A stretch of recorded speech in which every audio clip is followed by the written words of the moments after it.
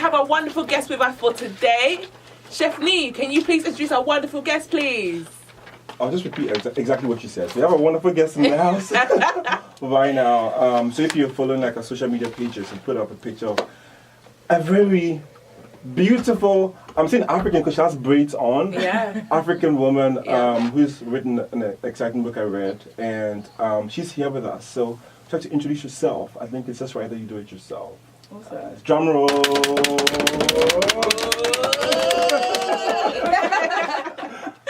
So, my name's Vanessa Richards. Hi, Vanessa. Hi. Hello. Good morning. I think that should be a statement that should stay. Anyway, Vanessa, go on.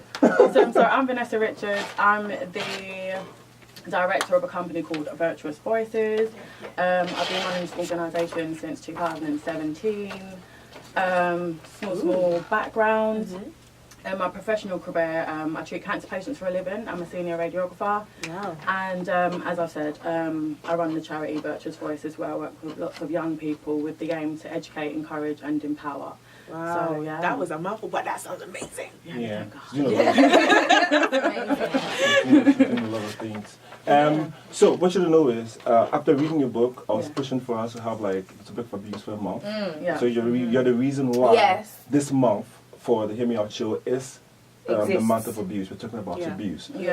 So to prepare for you coming on the show last week, we had like a psychologist come on, Daniel Kusi, who basically gave us like an idea, brief analysis of what abuse was in terms of abuse prevalent in the African and Afro-Caribbean community. We just wanted like a professional to come in and set the pace for you. So the foundations have been laid properly.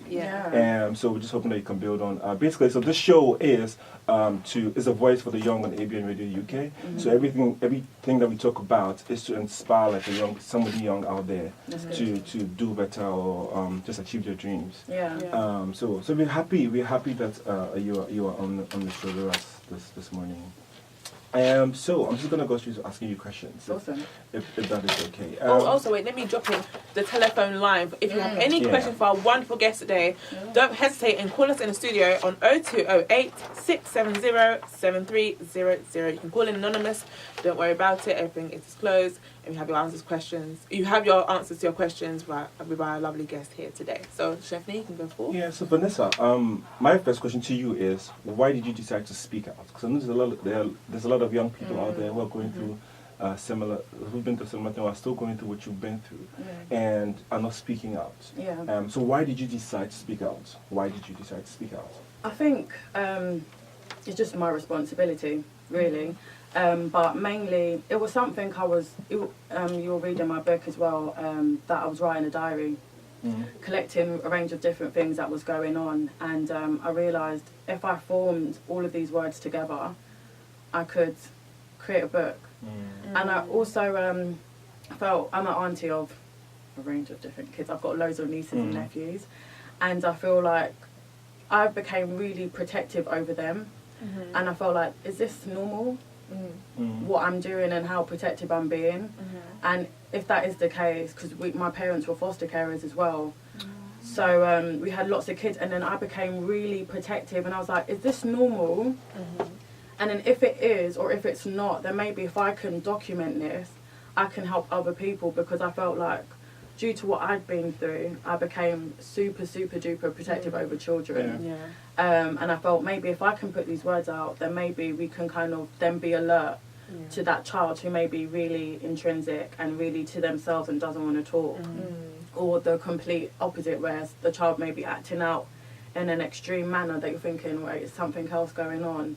So I felt like maybe if I form these words together, it can then help people probably even potentially see things to prevent this from happening again to anyone else. So it was more of, I definitely wanted to help, I definitely wanted to inform, and I definitely felt as well in the same breath in me writing I had a release. So it was also helpful. So it was a range of different reasons to help and to spot the signs, and as well as to get healing in the same breath. Okay, so guys, I feel like we need to clarify. So the topic of abuse today we are dealing with is sexual abuse, and Vanessa is a survivor of that. So our topic today, I think we're just saying survivor of, but we haven't necessarily said exactly what we're dealing with today. Yeah. So today we're talking about sexual abuse, and Vanessa is like a survivor of that, and she's written a book about it, which I've read. I think is good. And we have a couple. We'll be giving out giveaway. so if you call us or text us or DM us on our social media pages, we should be able to give it out to you. And on the topic of the giveaway, so we'll also be having it on our weekday shows as well. So we'll have a few copies. So if you listen to any of the weekday shows, we'll have a few copies out there. So if you call in, maybe ask you a few quick questions, and then you get given a book. Wow. So on the topic of that, I'd like to also ask you a question. Do you reckon that this incident altered your life in any way? The abuse you experienced, did it? I'm assuming that it would have altered your life in a certain way. But what was the impact that it had on you, and like especially with your day-to-day interactions, just your mental state, and just everything in general? How was that? It's this question. I feel like even people, friends, family that have asked me this question, it's a weird one because that's my normality. That's my normal. That's all I've ever known. Yeah. So to say, how did it affect me? I don't know, because my analogy is this: that as a child every Sunday you probably go to play football with your friends or whatever. My normality was every time I would go to that particular house, that would happen. That was my normal. Yes, I do think it did and has affected me with certain aspects of my life. I've got many friends that notice certain attributes and things that I do which are quite different or might seem weird. Oh no, I don't mind. So say for instance, I'm not really, say, touchy-feely, which I think is kind of, it makes sense. I'm not really keen on affection and stuff. It's something I'm trying to force now. So with my nephews and nieces, I always try and make sure I embrace them, I tell them I love them and stuff like that. So that's me trying and allow me to force this to be a normal thing rather than always being so, I don't know, distant. I also feel a main issue I had, even it would be the smallest things, is just like growing up, I didn't like, and it, again, it's quite heavy, but I'll just say in our community that sometimes what tends to happen is, you've got your families come around and everyone's in the same bed. No, I couldn't do it. Yeah. I'd rather sleep on the floor. Yeah.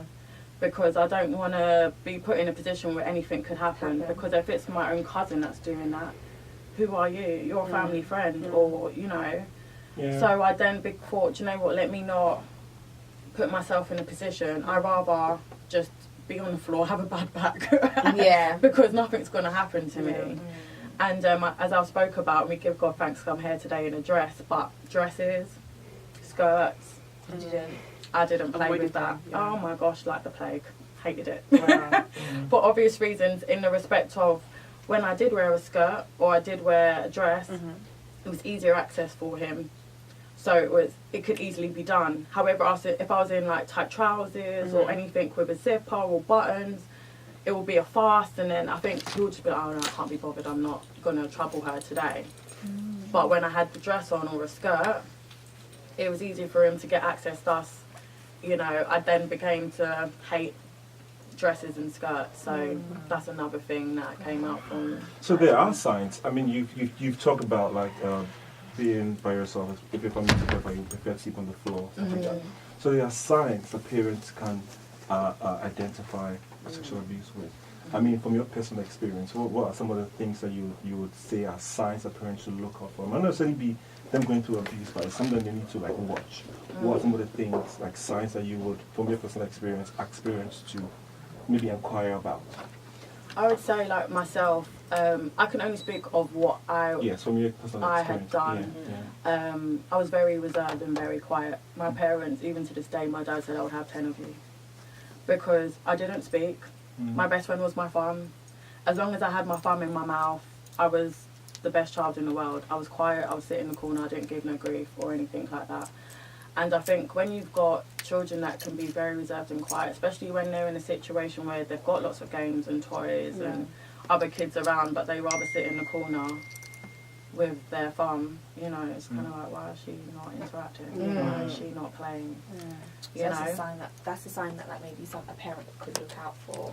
It might not. They might just like to be by themselves, but definitely in my situation, I was definitely reserved and quiet. I didn't really speak, so that was definitely something that, for my own self, I was definitely quiet and reserved. I didn't like to interact with anyone. So do you think that kind of masked it a bit with people, with maybe your parents being able to identify, because you were just naturally a quiet, reserved person? Do you think that made it a bit difficult for anybody around to maybe realise that, oh, something is wrong? Because maybe, for example, if somebody's a bit more of an extrovert, very much more out there, very playful kid, if maybe they begin to retreat and become more quiet, maybe a parent could be like, they've that's gone a bit from one different extreme to to the another. But because maybe you were much more... I was younger when it happened, so, you know, I never know if I would have been that extrovert person, because it started from when I was about 7, so I don't even know if I had a personality beforehand. But, I was definitely reserved and quiet through and through. And another thing that I done as a kid definitely was kind of a telltale sign, but hey, I self-harmed as a kid. You know, like, some kids will suck their thumb and play with their ears. I would literally suck my thumb and literally just dig my skin, to the point where now in life I still have these scars. I would literally just suck my thumb and dig my skin, but it was just like, oh, that's just what Vanessa does. She will suck her thumb and she'll like to see herself bleed. Like, that was what was said. So my other sisters would suck their thumb and play with their ears, mum would play with their belly button, and I would be digging my skin. Yeah, so that was definitely my thing that I experienced. And something that was quite difficult and hard, because I feel like some people would see me do it and wouldn't even realise I was doing it, but think, oh, she's just itching or something like that, because it's not in your face self-harming with a knife, or, you know, you think, oh, she's just having an itch. But then you'll look at my arm and you'll be like, wait, this all down her arm, that she's got these like little scars and stuff. I remember my sister's wedding, I think I was 12 or 13, and they literally had to put makeup all up my arm. You had to cover up the scars because and stuff, it was so bad. So, yeah. But I mean, this is a weird question, but when you look at your scars now, what do you see?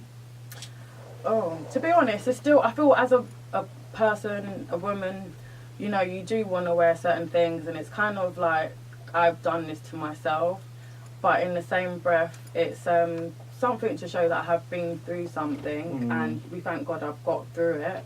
I'm no longer in that situation, but it's also sad in the same breath to know that I have had to go through that, because it's obviously sad. It's nothing you want to go through, or anyone you love or care about to go through, but so we'll come right back with Vanessa on the talk. Right now I'm going to take some of the news and get right back with the Hear Me Out show. Yeah, listen to Hear Me Out show, ABN Radio. Stay tuned and locked in for more. Yes, people, and we're back. It's your girl, Amma London. I'm here with a full crew, finally, in the building. Shout out to all the homies. Thank you. Yeah, So the Hear Me Out crew is here live and direct. It's now 11:03 a.m. in the morning. We're still with our guest Vanessa, lovely Vanessa. Hey, how you doing? I'm good. We're still asking questions, and make sure you also call in as well if you ask any questions of Vanessa as well. The phone line is still open, so don't forget to call us on 0208 670 730. Wait, let me start again. I'm a London. Thank you. Right. Okay, call the studio on 0208 670 7300, and don't forget to message us or WhatsApp us on 0788 7475 940. And also be reminded that we'll be giving away free copies of Vanessa's book Darkness to Light. So make sure you call in, and also be available during the week as well. We're having the weekday shows as well, so you can be getting copies of it. So be listening out during the week to all of our weekday shows, and also you have a chance to win a copy today. Real. Okay, back to the questions with Vanessa. So Stephanie, take it away. Yeah, so to my next question, Vanessa. So in chapter 1, I was reading the book. There's something that stood out to me which I want clarification on. And I just want to like explain why I'm asking this question. And the reason I'm asking this question is because I feel like the young people out there who, I mean, touching you inappropriately is still abuse, but it hasn't gone into like the sexual abuse side of it. So you say in your book that apart from your cousin, was a taxi driver who did the same thing to you. And what I wanted clarification on was initially you said that he started touching you inappropriately and he just lay there. And then it escalated to the sexual abuse. I don't understand, why didn't you shout? Why didn't you say anything? And the reason why I'm saying this is because there's probably like some young girl out there who a guy is touching her inappropriately and she's not saying anything. And that can lead to sexual abuse. Why didn't you say anything? Why didn't you shout? Why didn't you? I think with my cousin, definitely, I was told that if I was to say anything, I would get in trouble. Yeah. And that I was wrong. And I think being a young person and not knowing what's right and what's wrong, I thought I was doing something that was wrong, and I didn't want to get in trouble because no kid wants to be in trouble. So with that being said, I thought, well, do you know what, I don't want to get in trouble. You know, I want to make sure I don't say anything to anyone because I don't want to get in trouble. No one wants to be punished. So I thought, no, I'm not going to say anything. So definitely with my cousin, it was our secret and I wasn't trying to tell anyone. So this is what I'm getting. So for you, the abuse was happening because it's something that you were doing. And that's the state of mind you were in. Like you feel like it was abusing you because of, I don't know, something that you were doing. So it was like your fault. Is that what you're saying? No, I feel like he had his own issues, in all honesty, and he was doing what he was doing. But from the gate, he always told me that I weren't allowed to say anything, and it was our secret. And if I was to tell anyone, I would get in trouble. And as a youngster and him being older, obviously he knows better because he's older, and that's just that I was very naive. He's older than me, obviously he knows more than me. And on top of that, it's just I've just been told that. So and I know it might sound silly, I was never told that whole thing of no one shouldn't touch hair, no one is allowed to do this. So, you know, as much as that might be common sense now, it's just like... Then it wasn't, Sorry, can I just ask, how much older are we talking? Well, I was definitely... When it initially started, I was 7. He was late teens. Late teens, okay. Yeah. I don't know his exact age because we didn't have a relationship where we're talking. Okay. So, yeah. So I just wanted to ask, sorry, you know, I'm a bit late to the party, but... Because I've spoken firsthand with someone who opened up to me about them being abused from the age, I think, from 5 up until secondary school. And so I just wanted to know, one of the things that I asked her was, how did the other person get access to her? Now, you're saying for you, it was like a family friend, and you used to go there a lot, or they used to come around a lot? No, so this was a family member. Oh, it's actual family member? Yes. Blood? Yes. Right. So, is there a reason why he thought he could pry on you? That's what one of the things that I asked her, that, why you? Because she had sisters and everything else similar age, but they almost targeted her. And I was always trying to understand, why did he kind of pick on you? And she said one of the things that, you know, she always felt like it was her parents didn't like her. So her siblings didn't really, you know, talk much to her. And she generally feels like her mum hated her. So she didn't have no relationship whatsoever with her mum. Did you have a relationship with your parents like that you could talk to on a level like, hey, mum, dad, kind of thing? Or I don't want to make it sound like I've got great parents. They're awesome parents. It's just, I don't know. I feel like it was just my problem. And remember, I've been told not to say anything. So it's not anything for me to say I can tell them. Obviously, later on in life, they now know. But at the time, I've been told I can't say anything.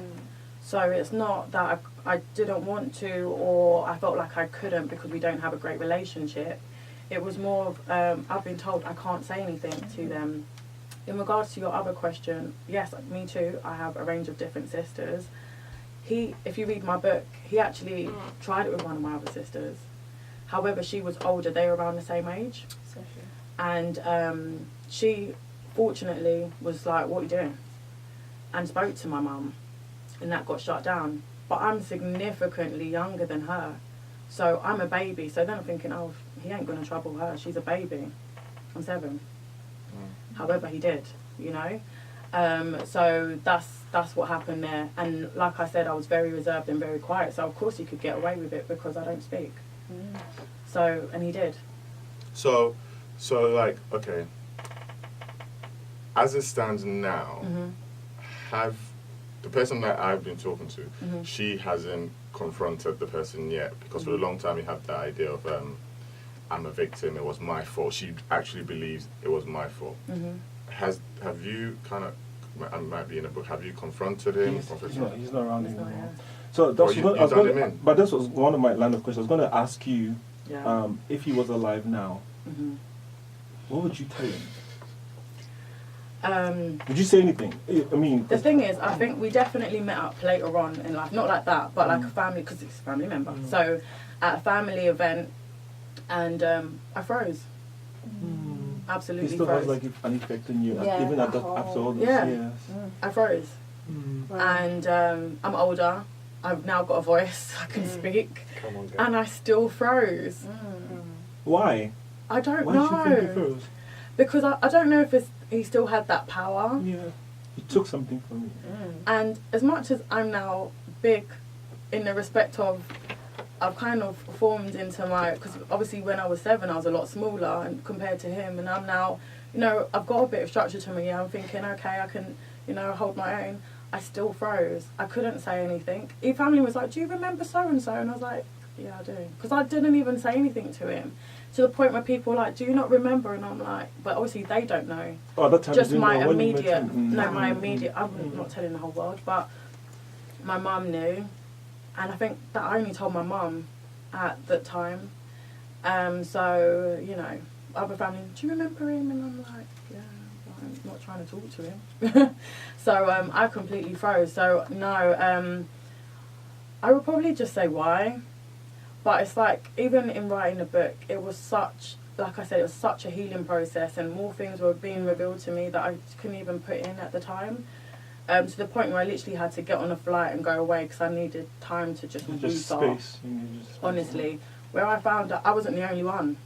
There was loads. Yeah, you said it in the book, like, I was reading the book, I was like, what? There was a few other girls. Yeah. So I was just like, whoa. And then I think it was just like, what if I spoke up? You know? So, just why? And I honestly felt like he had his own issues.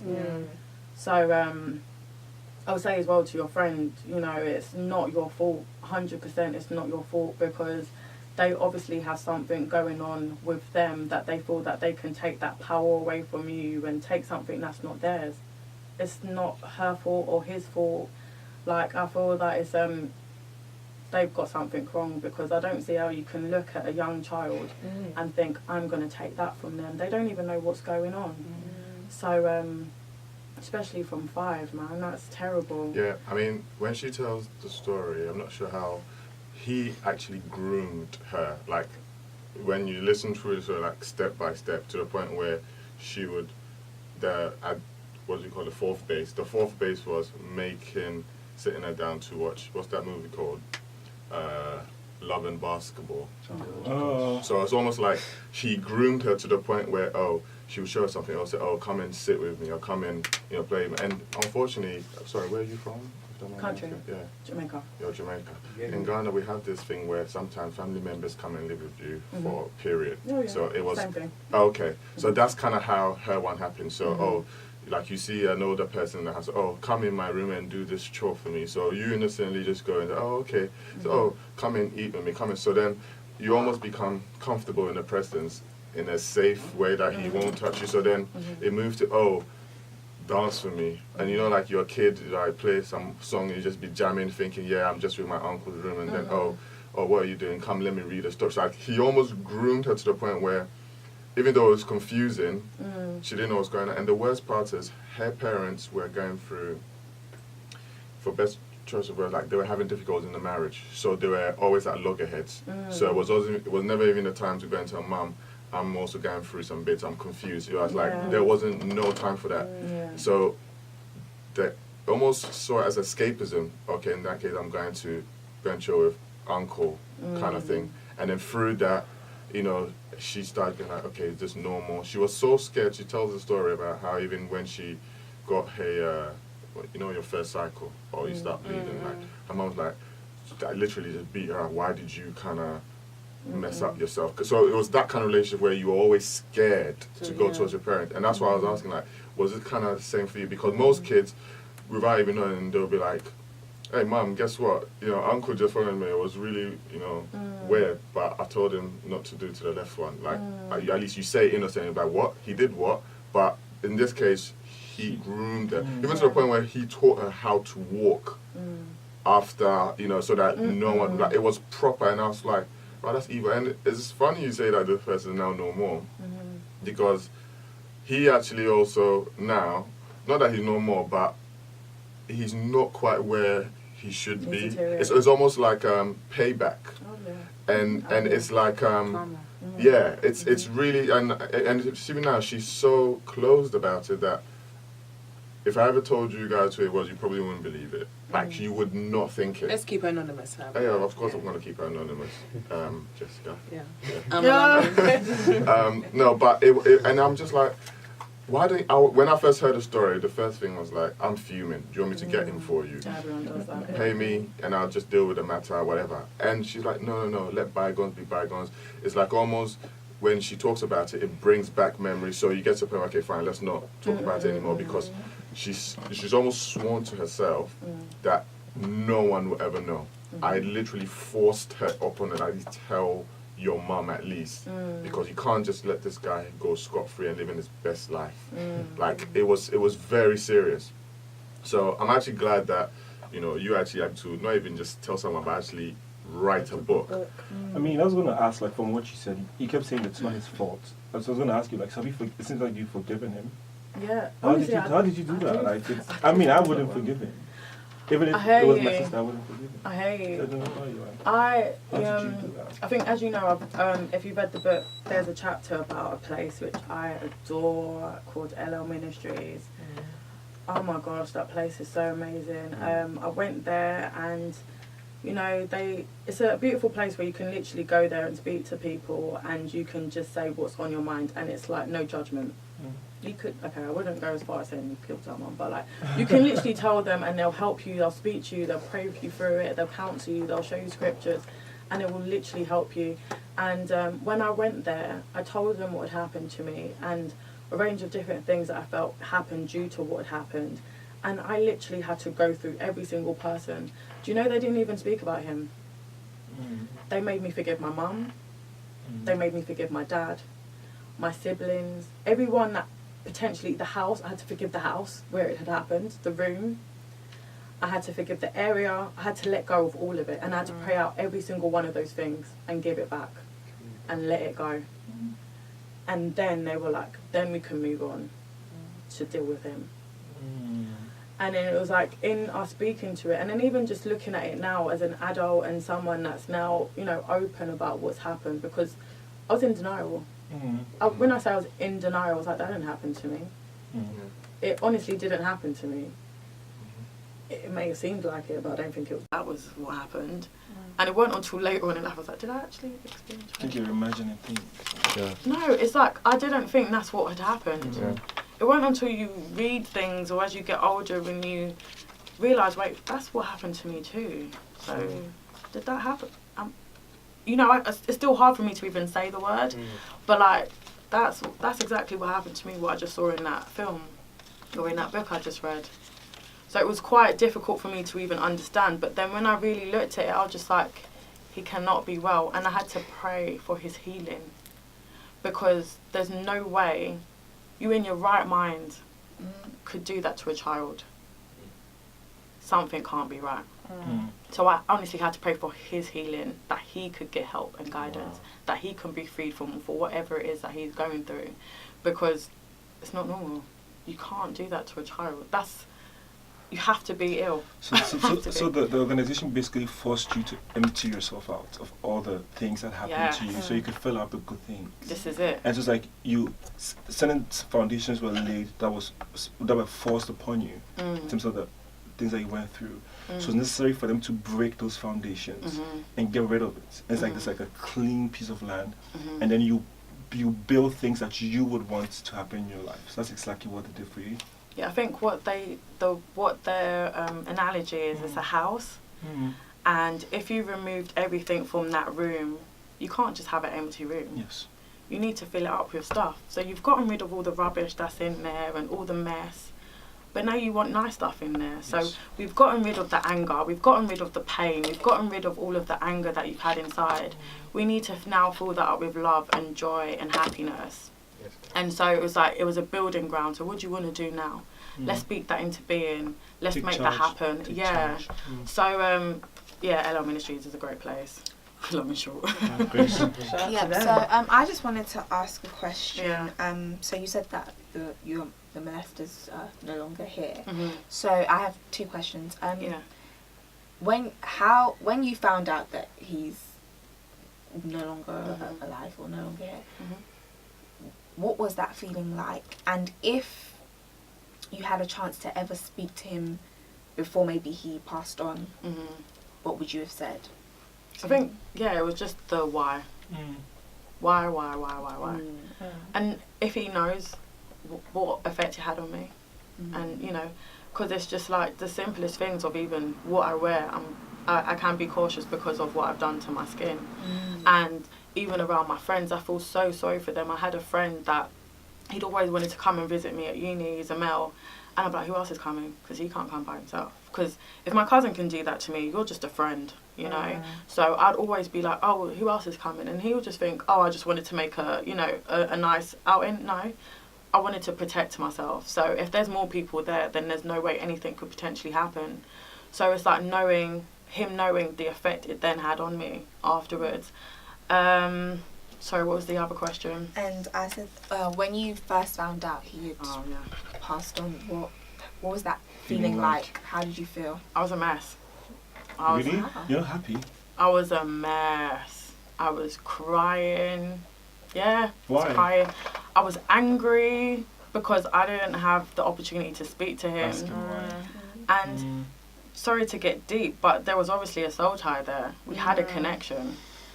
And it's like, I was upset that he'd gone, and it was weird. As much as I'd not seen him for years or spoken to him, there's still a connection. It really affected me, and I think I will never forget this. My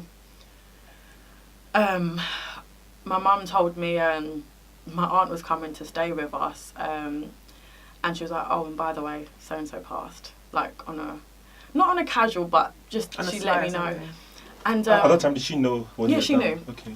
So I was crying and I was a mess, and she came to my room. She's like, "It's fine, Auntie can stay in a spare room. She doesn't have to stay in your room." And I'm like, "It's not about Auntie coming. Like, it's not about that at all. It's like he's gone. Like he's actually gone, and I haven't had the chance to speak to him. I don't know why." It was a range of different emotions going on, and it was painful. It was really painful. And I was still writing in a journal at this point, and I will never forget, it was so raw, my emotions that I wrote down. I think I speak about it initially in my book. And I give God thanks because there was a reason, because everything I wrote in my original book I lost, as you probably read as well. And God knows why, because it was so raw. It was definitely raw, but obviously looking at it retrospectively, obviously now I'm in a much better place, and obviously this is how the book was supposed to be written, so it is what it is now. So honestly, I just wanted to say thank you for coming on the show, giving us this really amazing insight. We've got a couple minutes left with you. I wanted to ask, where do you think it starts to kind of stop things like this from happening? Do you think it starts with educating young boys on what is acceptable and what is not, or do you think it's a wider system, a wider cultural systematic thing that needs to change? Where do you think it begins? I think it's everything.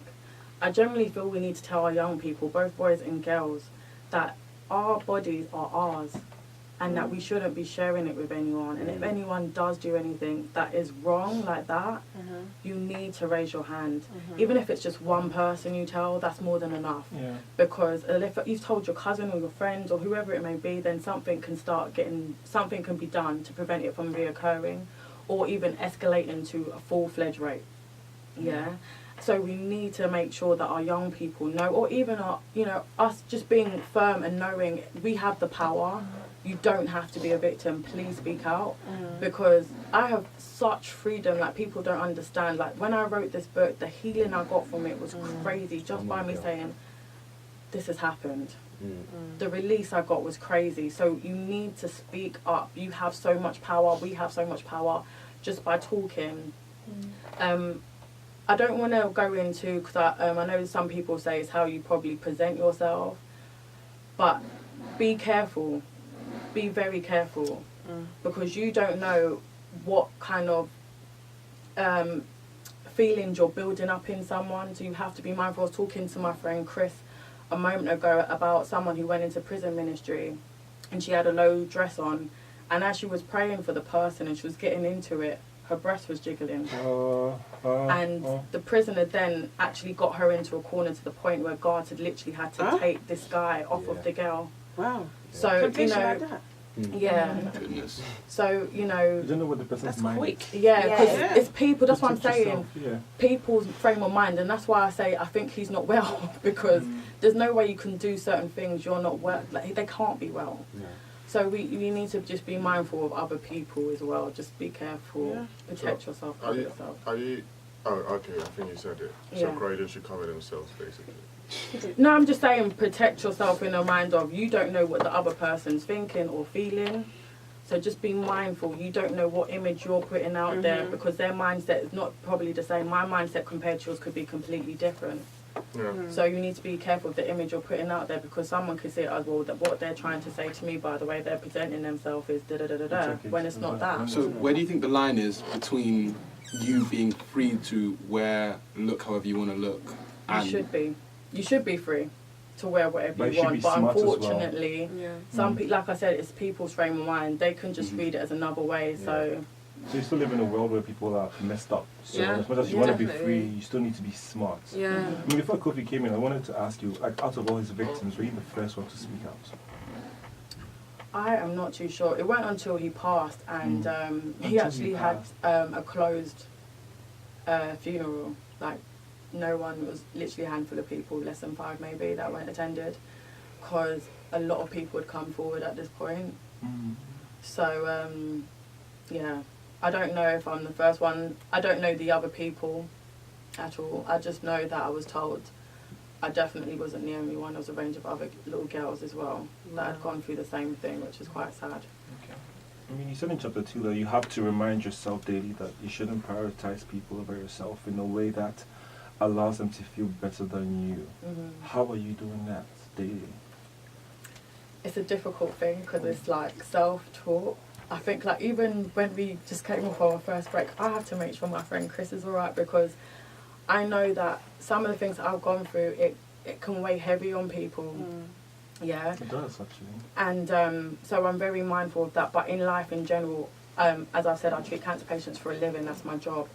So I've got this caring nature, unfortunately. So I always have this thing of, are you okay? Do you need anything? Da-da-da-da. But I also need to remind myself I need to be okay to look after these people, or to look after my mentees or whatever. So it's probably just really visiting a situation, being like, am I okay? Can I go through this? Can I do that? Am I capable? Because I can try and help the whole world, but if I'm not in the right frame of mind, or if I'm not of good physical health, then I'm no good to anyone. I mean, the reason why I pointed out this question was I was reading a book, I forgot who wrote it, and it was talking about how, like, some people find it difficult saying no. So they'll say yes to everything, and it gets to a point where they have so many obligations, and then they start, like, messing up. And he was saying that it's more respectful to say no than to say yes and not do it. I would appreciate it if you told me you couldn't do it, as Yeah. compared to you saying you would and then you wouldn't turn up. So then I was like, that's good, because you have a lot of young people out there who want to please everyone. Yeah, it's true. And so then they'll say, oh yes, I'll do it. And it gets to a point where it gets too much for them and they start messing up. Yeah. Which I wanted to ask you, like, so how do you prioritize yourself? And I mean, as you said, it's basically just stopping and asking, am I okay? Is this not beneficial to me, but how is it going to affect me as a person? Is this something I can do? Is it way beyond my means? Because I know in the book you talk about how you gave out your money so much, I think you were in debt. Yes. And I'm like, where does this stop? Yeah. Where does it stop? I thank God for that year. It was a terrible year. I kept on giving till I had an explosion. Yeah. But I feel through me not being able to give anymore, I had to start You had saying, to I was learn. forced to say no. To learn. So, Vanessa, can you do this? And I'm like, I actually can't. The truth is, you really can't do Yeah, it. I can't. Like, and it was sad. So and you it took was God to hard. intervene to let Yeah. you know that you need to stop this. This is it. So, and then I got used to being put in a position where I actually had to say no, and then knowing actually, no, I'm not in the right frame of mind, or no, I'm not capable of doing that. But it's unfortunately a learned behaviour. So it's something, like I said, where I have to force myself to be like, I need to hug the kids so that they know what love is. So it's the same thing where I have to be like, Vanessa, no, you have to say no at some point. You can't keep saying yes. Even like last week, my niece has had a prom and she's like, Auntie, can you buy me a dress? Oh yeah, I'm not in a position to get her a dress, but I've got her a dress. So it's like, it's very expensive. So learn behavior is good. Like, Yes, I if try it's and beneficial teach to you. myself 100%. I have to remind myself, Vanessa, you can say no. And they will, like, especially with my family, they will still love me if I am unable to do what it is that they require of me. And at work as well is something definitely, as you've read, I was off because of a back injury because I kept on saying yes, and then it physically had a strain on my life. Like, Vanessa, say no. I was like, Just say no. Just say no. You have like a back problem. I was thinking because but I know a lot of people who actually find it difficult saying no. Yeah. And so, but then it's something that you can learn to do based on what you're 100%. saying. You have to just look at the situation before you can actually just say, do you know what, let me get back to you. Yeah. Wow. Even if it's a matter of you really thinking about it beforehand. How is this going to affect me emotionally, psychologically, physically? Can I do it? And if you can do it, then all by means say yes, do it. But if you feel you can't, then you have to be honest with yourself and be like, do you know what, I would love to, but on this occasion, I can't. That is powerful. And your friends and your family can only respect you at that People point. love you would understand. Right. And just some closing remarks. Thank you. Firstly, well, thank you so much for coming. Thank you for having me. I appreciate it. Honestly, thank you for having me. Your event. Oh yeah, Yeah, sorry, you she have- has an event coming up. So if you can just tell us about your event, I'll put it up on the social media page as well, so you guys can know. Awesome. So Virtuous Voices is a fun a charity. So we're having a fundraiser. We had one in December. It was awesome. We had a live band. We had a range of different acts from Michelle John, who was the finalist in The Voice. We had a lovely act by the name of Cav, awesome artist as well. A range of different spoken word, live band, 3-course meal. It was a black tie event, sold out completely, stunning. So pressure. A lot of people are like, when are you going to do another one? That was December. So we're doing one August the 5th. It's a Sunday. It's going to be another live band. We're going to have Michelle John again because she's so amazing and she loves the organisation. We've also got Cav again, a range of different acts. Live band, live music. It's going to be fun. It's a summer event, so obviously come out in your best summer attire. You can get the tickets on Eventbrite. Just put virtuousvoices.eventbrite and it should be the first one that comes up, which is the Summer Jam event. What I'll do as well, I'll give 2 tickets to be given away. Guys, we're doing giveaways today. Giveaway. We're doing giveaways, We like guys. free. And tell us a bit about Virtuous Voices. Like, just give us a brief analysis of Virtuous Voices. So, Virtuous Voices, long and short, is an organisation that I made that I felt I was encouraged to do, which I speak about in the book as well, where there was a young girl where I saw she was going down the wrong path. I wanted to intervene, but I felt like I wasn't in the right position. I haven't got my career as I want it. I'm, I don't know, quote unquote, not stable in life, you know. So I didn't help her out because I thought I couldn't. And unfortunately, I don't want to go into too much because it will be very evident who I'm speaking about, but her life kind of just went a bit of a shambles. And I was like, if I stepped in? Then I was like, I have to do something. I have to. And then I just decided, you know what? This was in my time of not saying no.